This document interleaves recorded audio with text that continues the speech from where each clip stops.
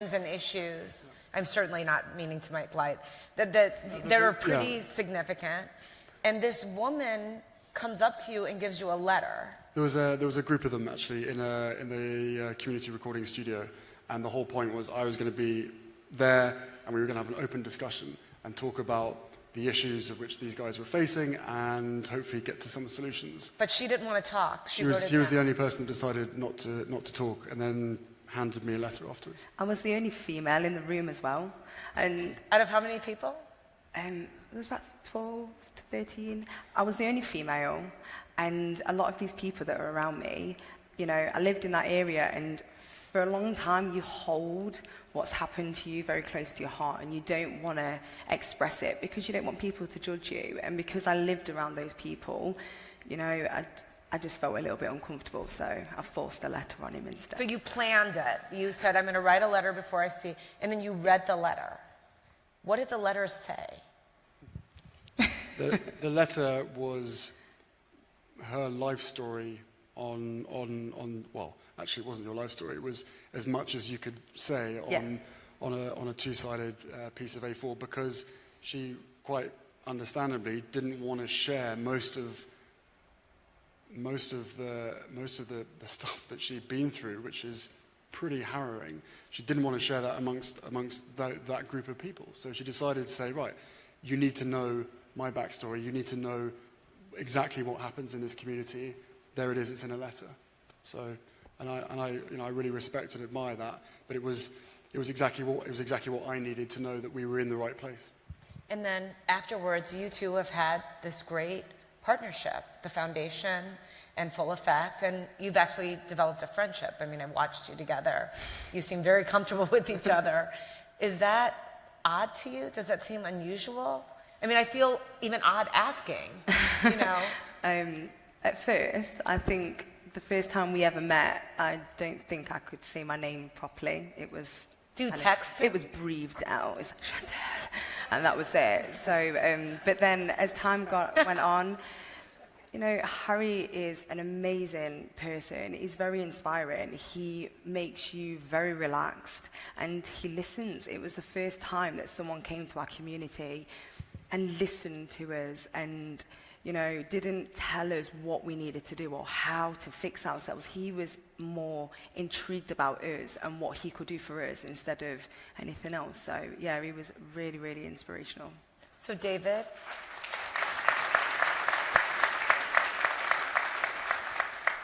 You are the president and executive director of the, I want to get the whole title right, the National A. Philip Randolph Pullman Porter's Museum, right? The first and only Black labor history museum in the world.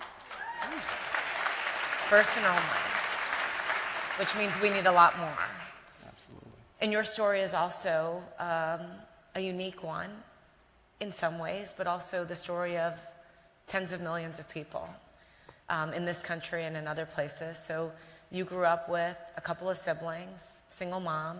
Tell us a little bit about your backstory. You were going to lab school, which is one of the best schools in Chicago.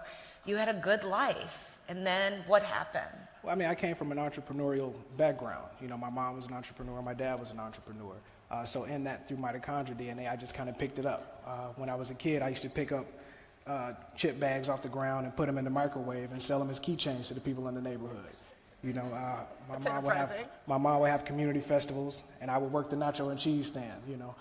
So I came from that entrepreneurial background, and as I got a little older, she would always push me into places that would nurture that entrepreneurial perspective. So Gallery 37 wound up being one.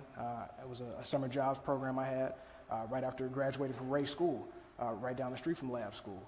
And, you know, that's where I met people like Hebrew Brantley, Pugsley Adams, who were also in my cohort as far as Gallery 37. And we made art, and they sold our art.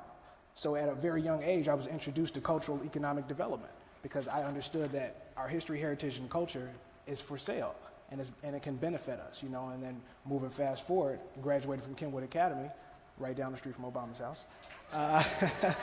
I wound up going to Florida A&M University in Tallahassee, Florida. But there was a you've skipped over, yeah. And I don't mean again to pry. You're going to lab school, your family can't pay, you're taken out, you moved to a rough area on the South Side. Culture shock, you said.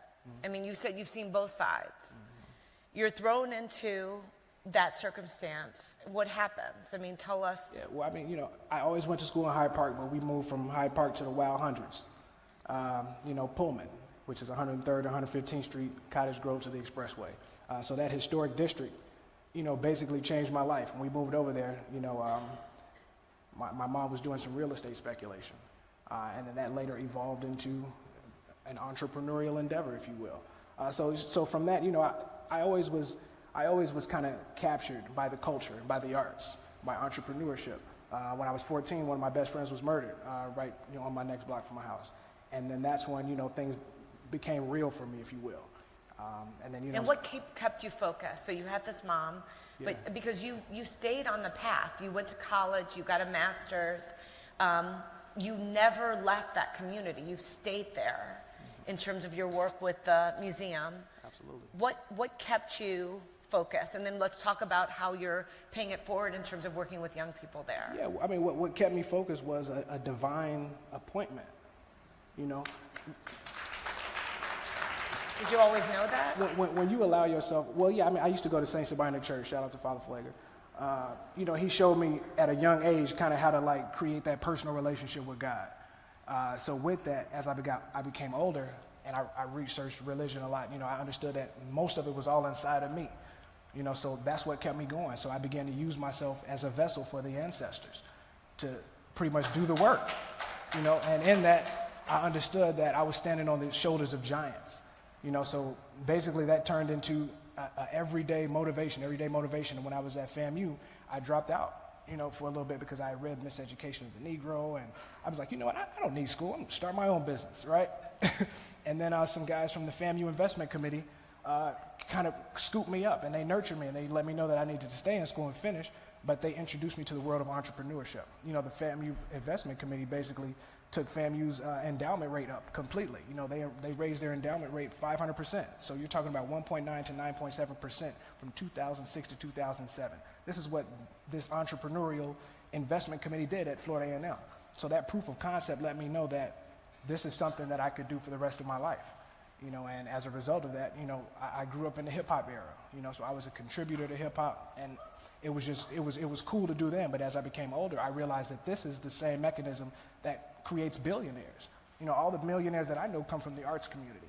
But you didn't pursue commerce. You pursued a life of service. Absolutely. And you're talking about where hip hop meets history now. Absolutely. With Museum 44, and that 44 has Stands something for to the do with 44th someone. president. Yeah, we came up with that concept in 2009. Good Morning America came to the museum, and they did a live segment right there. And as they were doing the segment, I said to myself, you know what, we could do this ourselves, right? So I said, we're going to do a TV show. We're going to call it Museum 44 because we want to change the narrative. We want to control the narrative. I'm tired of looking on the news and seeing someone else tell me what I'm about. You know, that I'm looking on the news and they're saying, yeah, these young kids, they're urban terrorists. And so I'm like, well, that's not me. I came up in this neighborhood. These same guys that you're demonizing are the same guys that would pick me up from the train at 103rd and Cottage Grove and walk me home every day and say, man, you know what? This young guy, he's going to be somebody. So we want to make sure that we protect him. We instill these principles and this discipline in him so that he can navigate on any street that he walks in. Until this day, 23 years later, here's your proof of concept sitting before you. Great. So I want to ask all three of you, building on that question, how hard is it today to inspire young people? Now, you're young people, so I know, I'm 48 and I sound like I'm Methuselah, but relative to you, I am. You are actually young people that are in the trenches, all three of you in your own way. And society has made it easier in some ways with the connectivity and harder in others, in that the connectivity leads to some anonymity and some passivity, I think it would be fair to say. Doing what you do, how hard is it? I mean, you're saving lives. Just to be frank, it's very hard. I mean, because, you know, like, I hear myself, as I'm older, saying things that my mom used to say, you're just entitled. You kids just think it's going to be easy. You're from the microwave era. You want it right now, right? So as I'm mentoring these kids, and I'm, you know, like, because we have an After School Matters program right now. Once again, Museum 44, where hip hop meets history. We have a podcast as well, Museum 44. But anyway, as I'm mentoring these kids, sometimes they're on their phones and sometimes they come late, and I'm just like, you got some nerve. And I'm like, oh my God, you've become your mom. Like, what are you doing? So I got to kind of step back and then kind of look at it from their lens. You know, okay, well, maybe they're, you know, they've been in school all day. Maybe they're a little jittery. So, you know, I give them a little time to kind of, you know, sit back and do what they do. But there's a sense of entitlement that they just naturally have. And it's our duty as leaders and as mentors to instruct to them that this is something that they need to value. So every day, that's my thing. You know, you guys need to understand, there are a list of kids that would rather be in your space. This isn't just a summer program. This is a job. After School Matters is paying you. You know, After School Matters, they have 7,000 teen programs across the city of Chicago. Since 91, After School Matters has employed 200,000 people. So think about that. You know, so you guys need to understand that and appreciate it. You know, and then once again, I just have to humble myself. I go down in the office and just laugh to myself like, this is hilarious. Well, I love that you're talking about After School Matters because, as you know, I chair After School Matters, and Absolutely. We're doing amazing work. And one of the reasons that you were here so that people that we've had these direct relationships, we could enhance the opportunity for them in terms of Chantel and David. But answer the question, Chantel, the same question. How hard is it to inspire the young people? I mean, you're starting really young because you're starting with at-risk youth that you want to make sure don't go down the wrong path. Is it hard for you? It's always hard because times change. And I used to think I was quite hip. And now I've realized that I've got older. So it is hard for the fact that the children are not inspired. They're not inspired by the things that I thought they would be. Now it's mobile phones on social media and everyone on TV. So they haven't. For me, I always say to them, I had to inspire myself. I had to be my hero in my own eyes, and every mistake I made, I had to take a lesson from that to inspire myself to go further. And I think a lot of children nowadays don't have that inspiration within themselves. So it's about trying to shine that light on them, just like the light was shined on me. I now need to shine the light on them to give them their stage and for them to become whatever they want to become. So it is hard and it's a learning process, definitely. What do you think about this, Prince Harry? How hard does it feel for you to inspire young people? It sounds like you are definitely inspired by young people, so you've got the other side going in spades. Yeah, I think, especially for these guys, it's about turning a negative into a positive. And as I said at the beginning, some of these guys have lived experiences of which you cannot teach people. They have it, and they've made that choice to give back to their community. But isn't that true of you too? Yes, yeah, no, of course that is. I mean, if you've got a lived experience in anything, then that automatically gives you the ability to be able to see it from their eyes as such. But I think, you know, she's not sort of really showing the full story, because the effect that she's having on these kids, and let's not forget that she's making sure that they have better choices and that they don't end up making bad choices. Bring it to life for us. Tell us what she's not doing. No. I'm just saying she's downplaying her talents, her abilities, because before she was around, primary school kids at the age of 7 or 8 years old were being used by their younger brothers to move guns, move knives around the place. She herself, she wouldn't mind me saying, hopefully, at a young age was used in that sense as well. And what she's doing is using her experiences to make sure that those young kids don't have to go through what she goes through. And that, again, is the same with mental health. You talk about mental health sufferers. It's a community. It's a club of people, and nobody who suffered ever wants anybody else to go through what they've been through. And that's what I love about both of you guys and about the young people in today's world. I think there's a real lack of trust, and there's this sense of optimism in a world where wherever they turn, they don't really know who to trust. And therefore, if you can build that trust, and it may take time, but if you can build that trust and give them that belief and give them that confidence, because all of the potential and all of the qualities, all of the skills are within every single one of these people. And therefore, we shouldn't stop looking elsewhere. We should start looking at where the actual problem is and realizing that the solution is all around it. Is so much of the solution about, just using your example with Chantal, and I read a quote that talked about your relationship, that talked about the fact, well, a prince said that we mattered. Is validation, and you just said you're validating these young people, is one of the silver bullets of this validation? I mean, is that a big theme that seems to run through it, that by showing up in Nottingham, by showing up for these kids, by showing up in Pullman and giving them the awareness of these issues that you're talking about, is that in itself perhaps more than half the battle? Yeah, I think a lot of, me personally, and a lot of children that I know, they're let down, and they're let down over and over and over again, and you can only take so many knocks until you just go, I'm done with this. So I think it is about being there and trusting and having that belief, and like I said before, just listening as well. I live in the area I work in, so I never shut off, ever. There are children that live all around me, and a lot of children know they can shout my name or knock on my door, or families, parents, advice. I think for me it's about bringing people together as well as just as kind of believing in them at the same time. How do you then protect yourself and take care of yourself in that situation? Because that's an overwhelming obligation, especially if you have the thesis that they were let down, which I'm also curious, who let them down?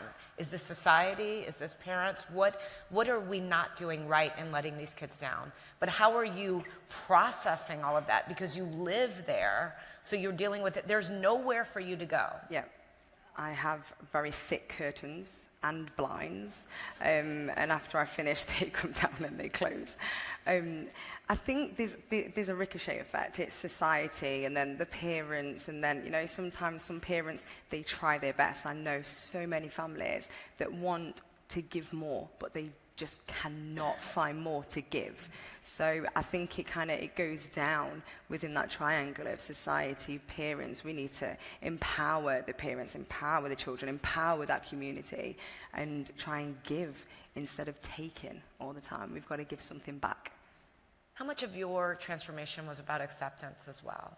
I mean, I remember having this conversation with my husband, and we were talking about issues related to childhood and some things that I encountered that were very hard. And I remember him saying to me, your mother did the best that she could.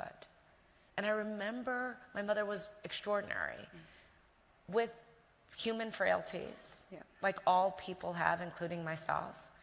But I remember it landing in such a different way and giving me a level of acceptance that I hadn't had before.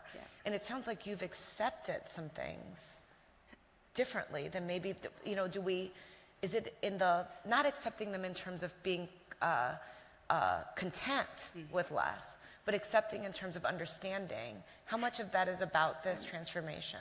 My mum is amazing. So she'll be watching this, hey.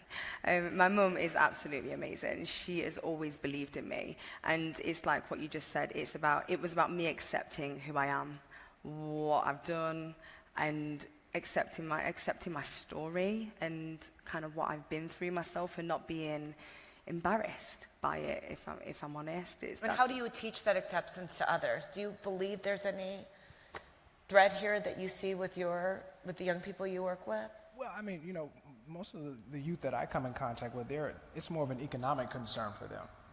So they're more victims of deprivation. So it's not necessarily a matter of validation in an era where social media can give you that validation you need anyway. It's more of, why is it that I'm trying to do the right thing, but I see somebody doing the wrong thing flourishing right before my eyes? But can't deprivation make you think that you're not worthy? Absolutely, absolutely. That's why it's up to us as leaders to come up with unconventional ways to address that, and that's solution-based. You know what I mean? We can have provocative conversations all of the time, and we can talk till we're blue in the face, but it only happens when we start to talk about solutions. And those solutions are, in my case, cultural economic development, the ability to benefit from our history, heritage, and culture, and our proof of concept of that is an ability to work with a 7 million population of HBCU and PBI alumni. There are 186 PBIs out there, HBCUs and PBIs out there, and it is our duty and our goal to work with them, to bring about a venture capitalist ecosystem. Say what those acronyms mean for the audience. So HBCU is historically black college and university, and PBI is predominantly black institution. So with that, the proof of concept, once again, is creating an ecosystem where we can fund businesses, we can create millionaires and billionaires, by giving them access to this capital so that they can change their mindset from donors to investors and shareholders, so we can be self-sufficient. I heard you say, David, that program managers and funders must remember their role is to, quote, this is you, provide help, not to save communities. Absolutely. So many times. Elaborate on that. So many times people enter our communities with a superiority complex. Because I am this person, because I have this, you should do it this way. As opposed to saying, hey, I have these resources. Okay, who needs help? Hey, I heard you guys were hungry. Okay, here's a potluck. I brought this for you, this for you, this for you. Everybody get down, let's eat, right? But instead of that, what we have is people come in and they basically are pretentious and pontificate about what should go on in the community. But they don't, once again, have that proof of concept. They don't have that personal experience. They haven't seen their friends shot down dead. They haven't dodged bullets themselves. They haven't been a victim of gang violence and poverty and deprivation and social exclusion. They haven't been a victim of that. They haven't had to walk in a room and people look at them just because of the color of their skin and undermine them automatically, no matter what their background is. These types of things, just like you were talking about with the mental health thing, that's what's going on in our neighborhood. These kids are victims of mental health, and they're self-medicating. So that's why you have kids doing these exotic drugs, because they're self-medicating, and that's made popular.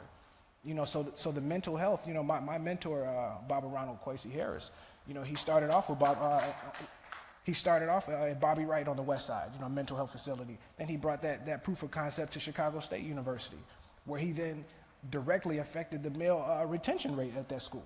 So the male retention rate increased tremendously just because of the influence and the reinforcement that he offered. And that reinforcement was based on culture.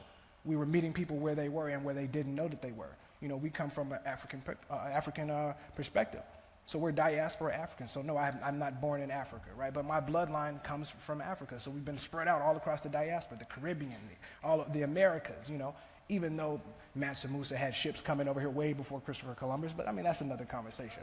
But I say all that to say the cultural reinforcement is the key. Culture is the cure. So, Prince Harry, when you hear that, you nod. But you weren't dodging bullets. You weren't in a situation of depravity. You weren't in a situation where the color of your skin could define your life.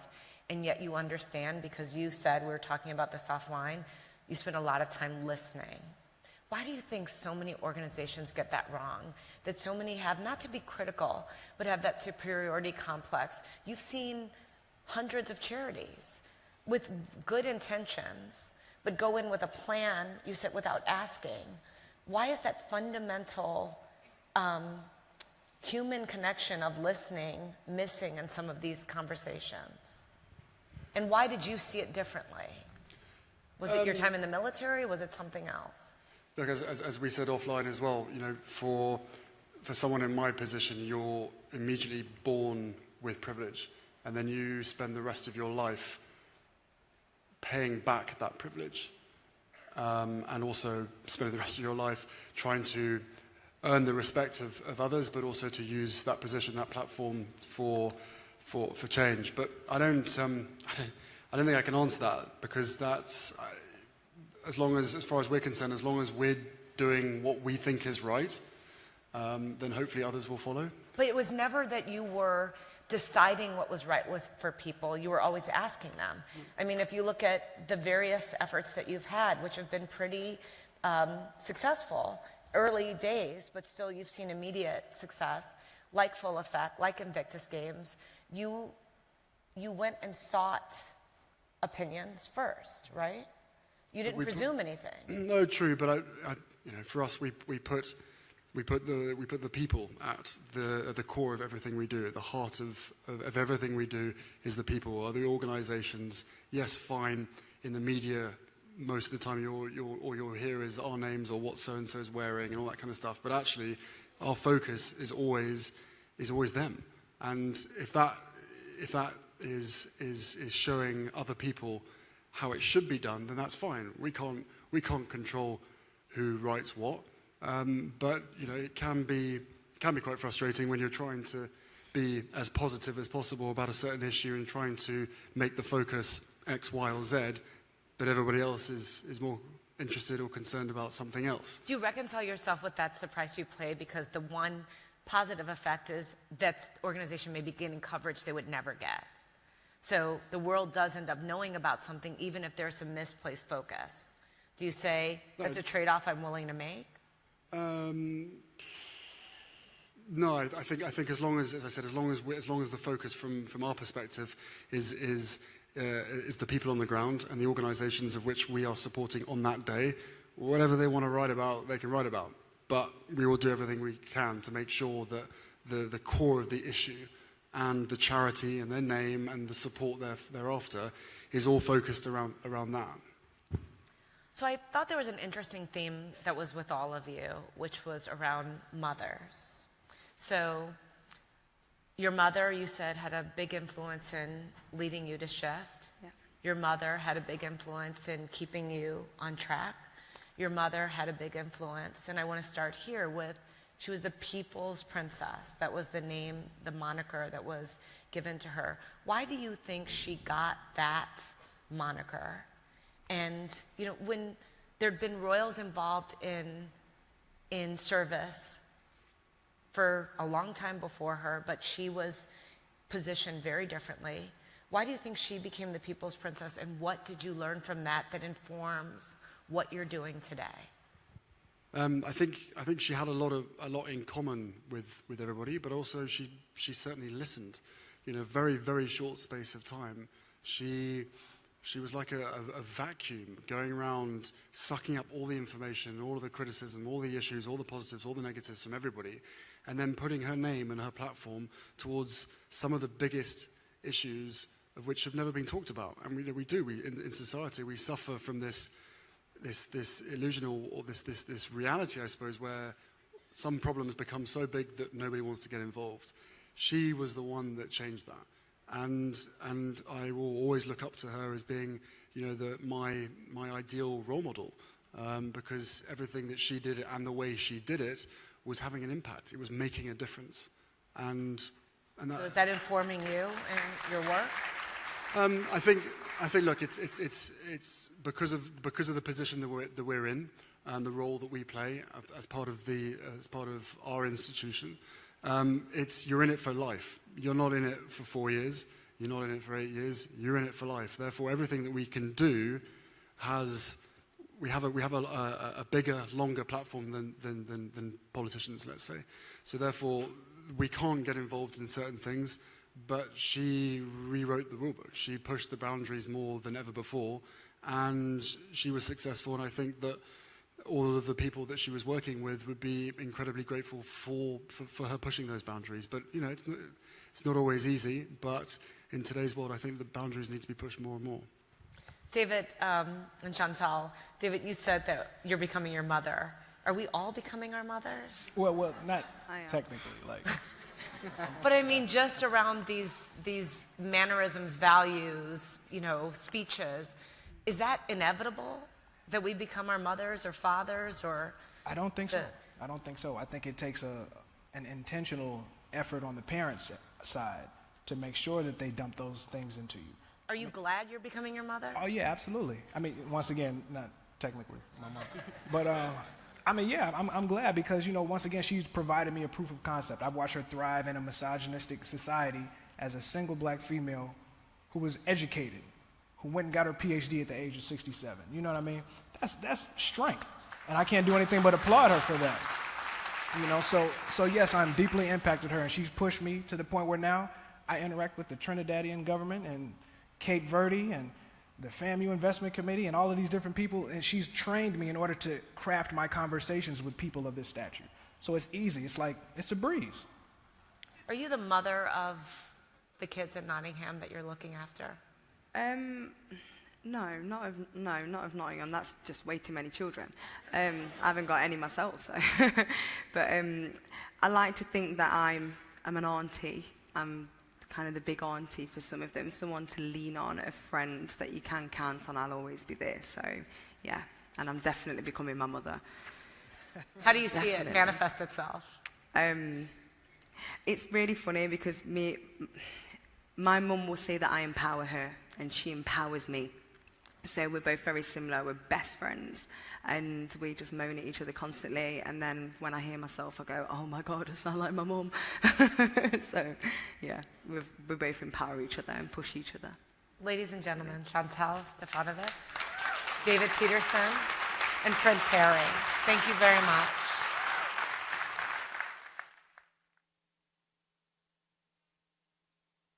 Ladies and gentlemen, buses will begin departing for dinner in 15 minutes. Please head down to the hotel lobby.